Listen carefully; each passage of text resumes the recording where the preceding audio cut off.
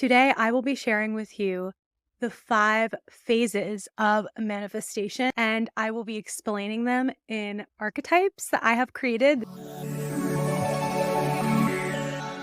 Hello, everyone, and welcome back to my channel. It's Gigi, and here we talk all about the law of assumption, manifestation, mindset, and spirituality.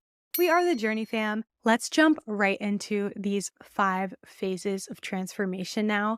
And as a heads up, I did use female archetypes because I'm a woman and it just resonated with me. Obviously, create your own versions that work best for you.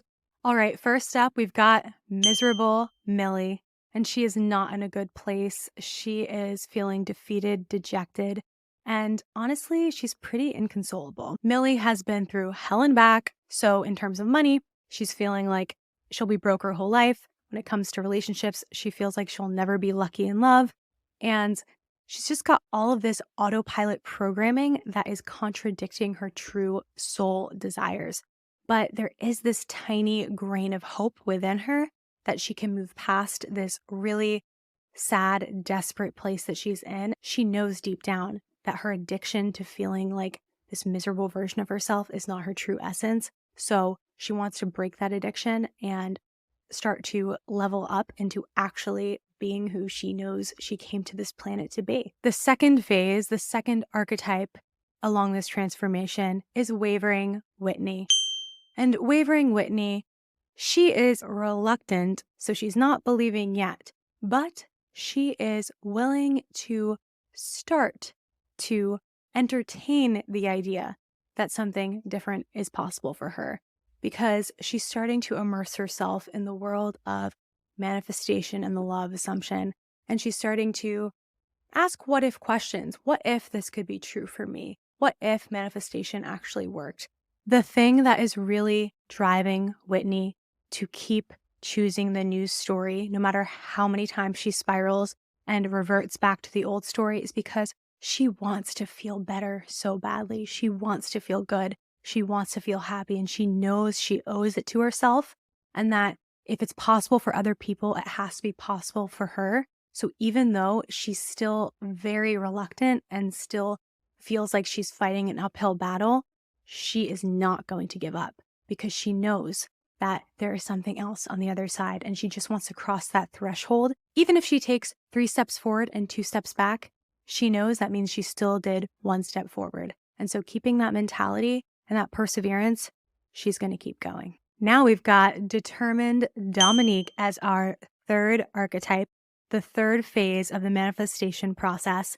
And Dominique is feeling determined and hopeful because the tides are turning. The scales are finally tipping in her favor, and she's starting to see birds before land. She's starting to see a gradual compound effect of all the times that she continuously chose the new story over the old story. And she's starting to see evidence, even if it's very slight, evidence in her reality to prove that this stuff is working. Phase 4, our fourth archetype, trusting Tara. And Tara is really starting to trust the process because it's unmistakable now. The evidence that's showing up in her 3D confirming that everything she's been doing, all the times she was stubborn and steadfast and persisting in her desires, is paying off. And the positive snowball effect of momentum and evidence is really proving to her that her manifestation is going to pop up any freaking day now. And it is so relieving to her. She is fully in that Sabbath state, just relaxed and chill and enjoying her life, being super present in her everyday life.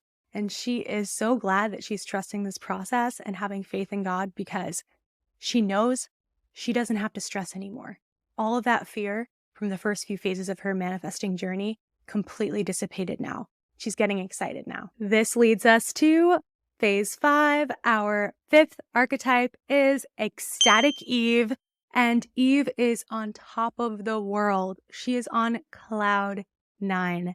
She is over the moon, filled with bliss, and the main reason why she's feeling so elated right now is because she knows it was her unwavering, unconditional faith getting into that Sabbath state that led her to being able to not only receive her manifestation in the most beautiful way possible, but also to maintain it and to know that this is a done deal. This is proof of her manifestation power, and she is just getting started. She is now progressing on to the next thing and excited to pursue all of her future manifestations, knowing that with God, the universe on her side, she can get anything she desires, and the unfolding will be absolutely miraculous because she's seen it once, so she knows she can do it again.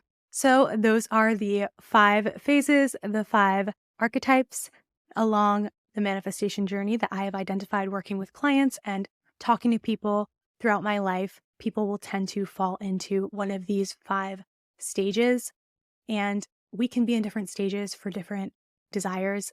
We are multi-manifestors. We're not just focused on manifesting one thing at a time usually. I understand when people get frustrated with manifestation coaches who talk about the journey and the process. Manifestation is instant. Creation is finished. And as soon as we think of the desire and claim it, it is already ours. Try to ground yourself in knowing that one way or another, what you want is coming to fruition, because no matter how permanent circumstances may seem, this 3D reality is extremely malleable and things can change in your favor if you persist in the knowing that what you want will unfold. And I am not talking about telling yourself you have to be patient and wait for divine timing.